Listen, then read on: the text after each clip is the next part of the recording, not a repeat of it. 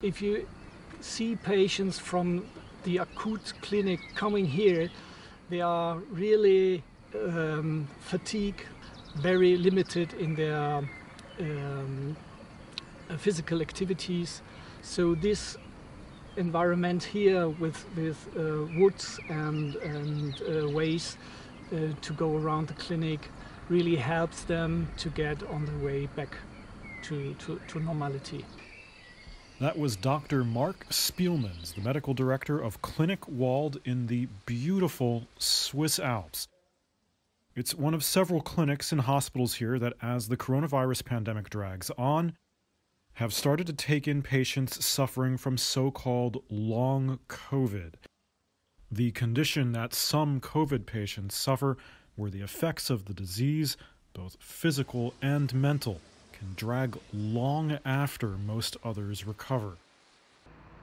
These posh mountain rehab facilities have long catered to the rich and famous for other conditions, but it's now hoped that with the sunshine, fresh air, and peace and quiet, that they can help the path to recovery for long COVID in a way that regular outpatient care cannot.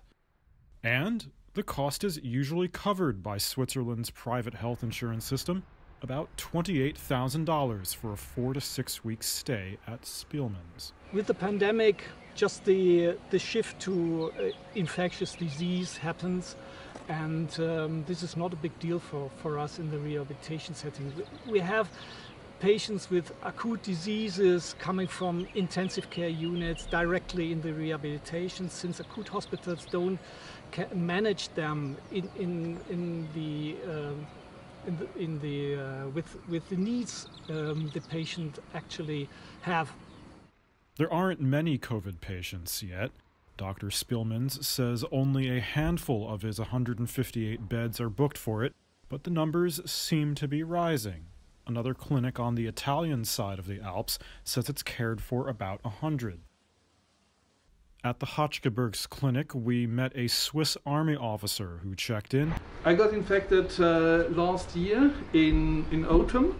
Long COVID, he says, is debilitating. The main stuff was really the head. So COVID took a little part of my lung and a big part of my brain. The symptoms was mainly, we call it brain fog. Okay. I was not capable to read anything, not even watching TV. I got a serious problem also with breathing, so with breathing. Walking upstairs 2 levels, completely down. It's the latest chapter in a long, fascinating history for these clinics, some of which date to the 1800s. They started as tuberculosis centers for the wealthy, romanticized in the novel The Magic Mountain, and now have a new health problem to tackle.